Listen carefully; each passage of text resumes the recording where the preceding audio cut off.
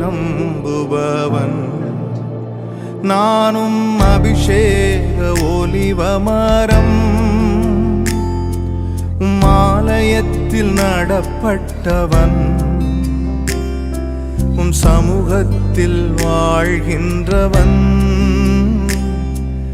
அன்பையே நம்புபவன். வசனம்தான் பசியாற்றும் உணவு, பிரசனம்தான் தாகம் தீர்க்கும் தண்ணீர்.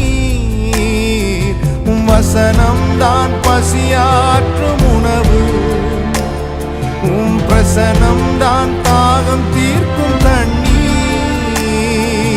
நீரே என் வெளிச்சமும் மீட்புமானி, நீரே என் ஜீவனின் பலன்.